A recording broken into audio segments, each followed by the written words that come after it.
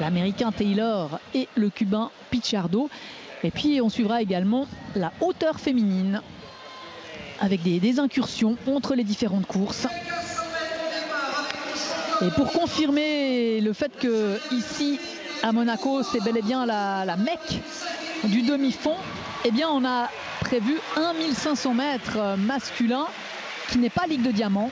C'est la seule course au programme de cette soirée que nous allons suivre en direct qui ne fait pas partie de la Ligue de Diamant, mais c'est pas parce que ça n'est pas Ligue de Diamant qu'il n'y a pas du très très beau monde au départ, avec notamment, Pascal l'évoquait tout à l'heure, la présence de Mo Farah qui, vous l'avez peut-être suivi en direct avec nous à Atletissima, a fait une course absolument magnifique, une fin de course. Le voici, Mo Farah avec son maillot noir, absolument magnifique. Il était revanchard, il était rageur et il est beaucoup plus souriant qu'à Lausanne, ici beaucoup plus détendu après avoir fait sa course de rentrée à Lausanne après tous les ennuis qui ont notamment poursuivi son entraîneur, des soupçons de dopage, et Mo Farah qui s'était quasiment retiré de la vie publique et de la vie sportive pour mieux réapparaître à Lausanne.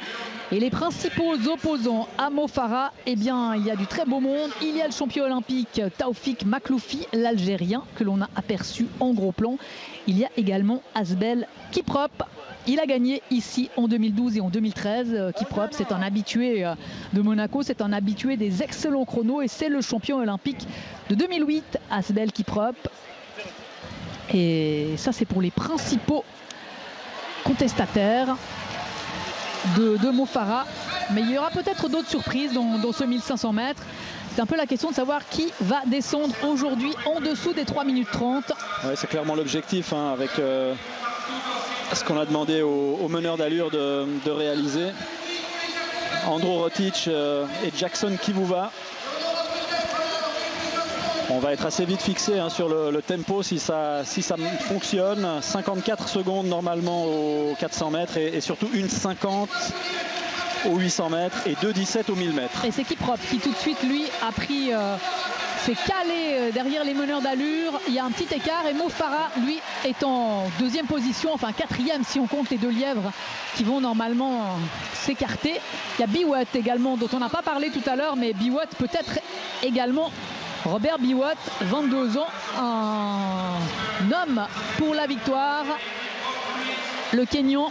Et ça va très très vite. Regardez, ces concurrents, ils sont complètement étirés. Il n'y a pas du tout de peloton. Et il y a déjà, on est en file indienne et encore, tout le monde tire la langue là. Et pour l'instant, Mo Farah laisse quand même toujours à peu près la même distance là derrière Kiprop. Il n'a pas l'air de trop s'inquiéter. Et on devrait aller très très vite ici parce que Monaco est vraiment propice à de bons chronos sur 1500 mètres. C'est bien la raison pour laquelle on a monté ce 1500 mètres, même s'il ne fait pas partie de la Ligue de Diamant. Kiprop, Mo Farah, Biwott, Makhloufi, ils sont tous là, ils sont tous aux avant-postes, les favoris. Ouais, mais avec cet écart là de 4-5 mètres laissé par Mo Farah, ça va être compliqué. Le premier lièvre s'écarte. Voilà, exactement. On est passé en 1,50 pile. C'est parfait. Et toujours dans la virement, il tient bien la foulée du lièvre. Ouais, l'écart augmente sensiblement.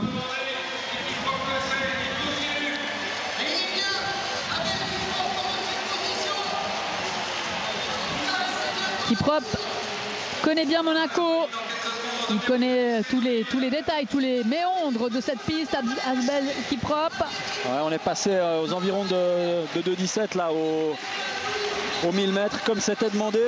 Et Kiprop est seul. Ouais, parce que le lièvre là, il ne peut plus en avant.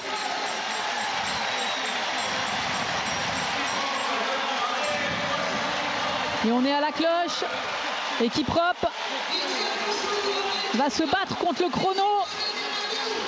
Mo Farah contre les accessites. Double champion du monde, Asbel Kiprop, le Kenyan en 2011 et en 2013 et champion olympique de 2008, il a 26 ans.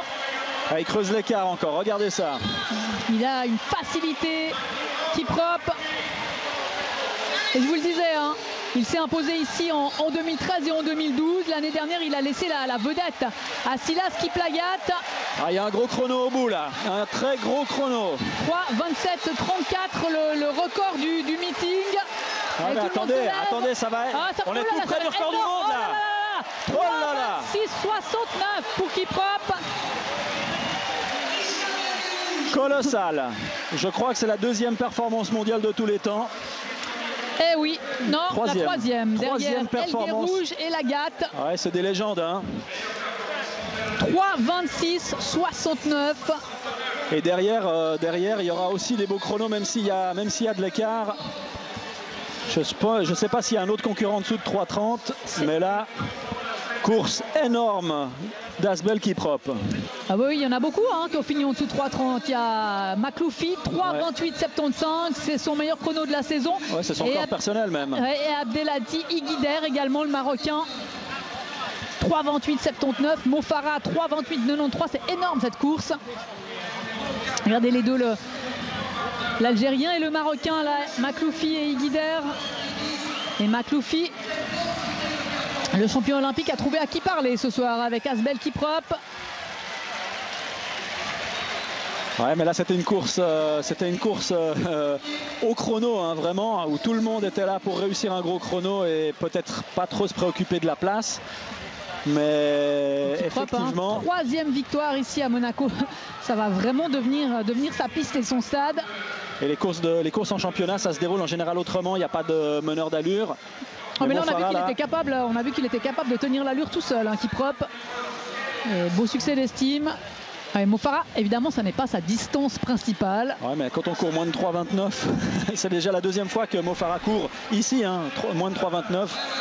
Il y a 2 ans déjà, sauf erreur. Et on voit là, sur la fin de course, Mo Farah, il essaye d'attaquer Makloufi et Iguider. Ça passe juste pas. Ils ont bien résisté les deux, le Marocain et l'Algérien. Mais Kiprop, regardez comme il est facile. Asbel Kiprop, et il a même eu le temps de sourire. Et ils sont 6 en dessous de 3 minutes 30. Et qui réussissent tous leur meilleur chrono personnel. Il y a même un record d'Océanie pour Nick Willis, le néo-zélandais, 3,29,66. Ouais, que ce soit Manangoy, Elia, le Kenyan, Robert Biwott, Aman Wote, Colin Shepboy. Eux, ils sont au-dessus des 3,30, mais ils réussissent leur meilleur chrono de la saison, leur meilleur chrono personnel également. Une course absolument magique, ce 1500 mètres.